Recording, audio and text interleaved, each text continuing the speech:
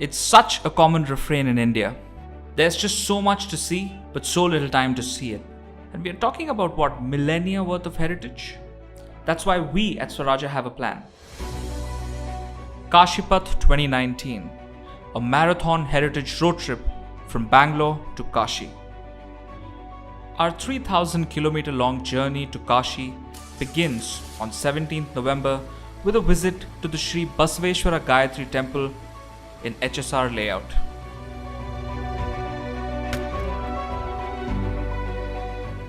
As is the custom, we seek blessings before we take off. And soon we are underway with Savaari Car Rentals, our travel partner. We head towards the first stop on our journey, Lepakshi, which is about 120 kilometers across the border in Andhra.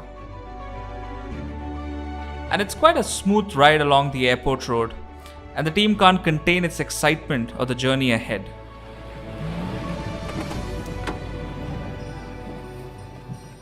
After about a 3-hour ride and a pretty nice breakfast, we are in Lepakshi. Getting there, we spot the huge statue of the vulture king Jatayu from the Ramayana. We are eager to get inside the temple and take a closer look.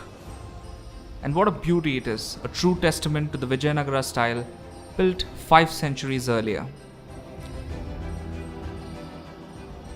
Now it's a Sunday, so there are quite a few people around, which is heartening to see. We enter the temple and the carvings immediately catch our attention.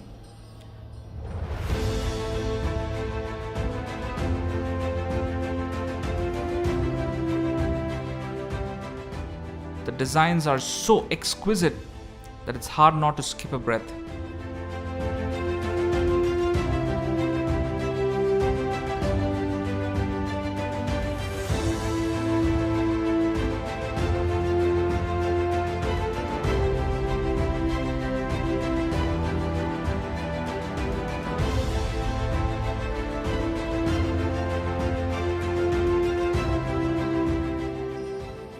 You can see here a mandapam that is in a kind of unfinished state. The mandapam has a very interesting story. Veeranna and Virubhashana, and they were building this magnificent mandapa for Shiva, particularly for commemorating his marriage. So this is called as Kalyana Mandapa. Perhaps here is the sculpture that gives meaning to the entire legend built around this incomplete structure. You have here Shiva and Parvati in a very lovely marriage scenario where Shiva is holding the hand of Parvati in such a loving manner. Perhaps it is this that provides the vitality for the entire tradition that has grown around this structure, that this is built as a Kalyana Mandapa for Shiva. The sound of temple bells are of course music to our ears. But what is also nice to hear is the sound of families, all speaking different languages and discussing the temple architecture passionately.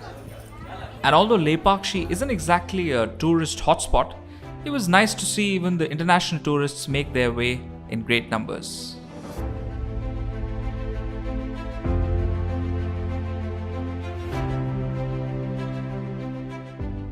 Pillars occupy a dominant presence in the Veerabhadra temple at Lepakshi. There are about 70 to 80 if you go by local estimates. But there is one pillar in particular that attracts eyeballs. It is the hanging pillar, or the Aakasha Stambha. We even tried this fun exercise of dragging a piece of cloth from underneath the base of the pillar, and it just went right through. But apart from all this apparently anti-gravity stuff, there's one particular carving which is not too far away from the unfinished Kalyana Mandapa. It is the carving of a Ganesh. It's quite majestic and a sight to see, and it's evident from all the people that gather around it in the temple.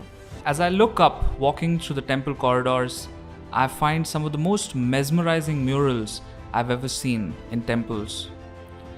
The ceiling paintings are something to behold. Sadly though, time has taken its toll and many have been lost. but some still stand in their colorful glory.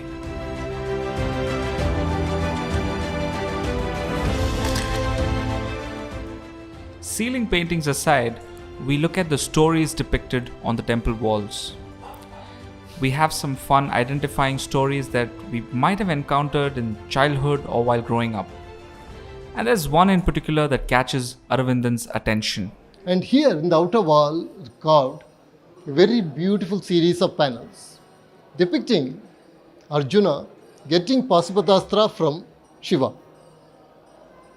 The whole series of events called Kradharjuniyam been immortalized in the imagination of Indians throughout the ages.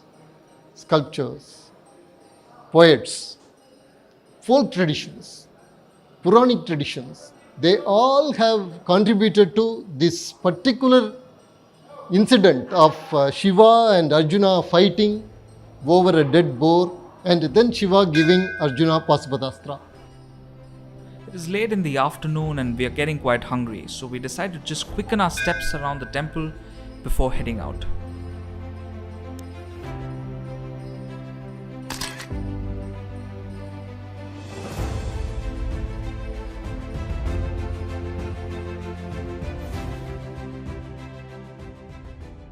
This is just day one of our trip to Kashi, and this is just the first pit stop. There is so much more to see, but for that, you've got to stay tuned and you've got to follow us on our journey to Kashi. With Lepakshi done, our next stop is Hampi, and it's going to be quite a ride. So we'll catch you in the next episode tomorrow morning.